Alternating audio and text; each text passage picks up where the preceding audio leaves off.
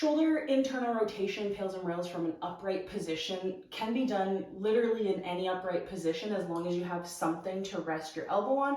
But I like to just use my own body as much as I can because it's convenient and you can do it anywhere. However, instead of placing your elbow on your knee, if this doesn't work for you, you could always place your elbow up on any type of surface. You could do it from standing, seated, kneeling, as long as that elbow is slightly lower than the height of the shoulder. So we're trying to maintain a little bit of an angle there, and then focusing on the ability to rotate without letting that shoulder blade help out. So we don't want the shoulder to come up towards the ear. We're going to keep that guy down and then find an internal rotation stretch by using the other hand to put a little bit of force behind that rotation.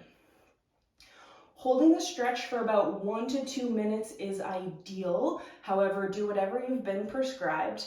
And then the Pails effort is going to be lifting that hand up, or trying to, into the block hand. So we're attempting to rotate, but we're going to stay heavy enough in that block hand that no movement happens. And then the rails contraction is going to be trying to pull away from the block, coming closer down towards the floor, really focusing on that shoulder blade not popping up when we go into the rails contraction.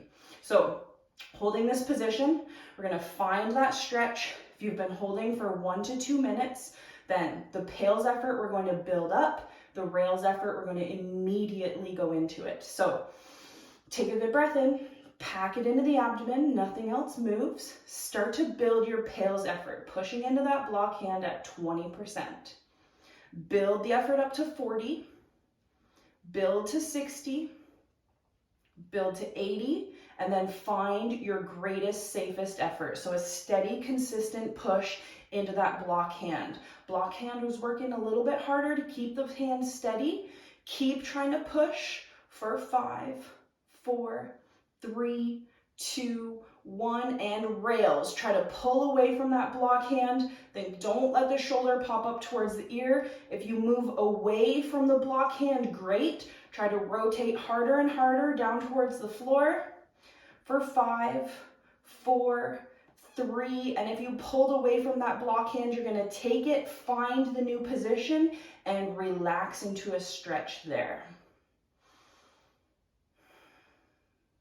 And depending on what you've been prescribed, you're going to repeat that for as many rounds as needed.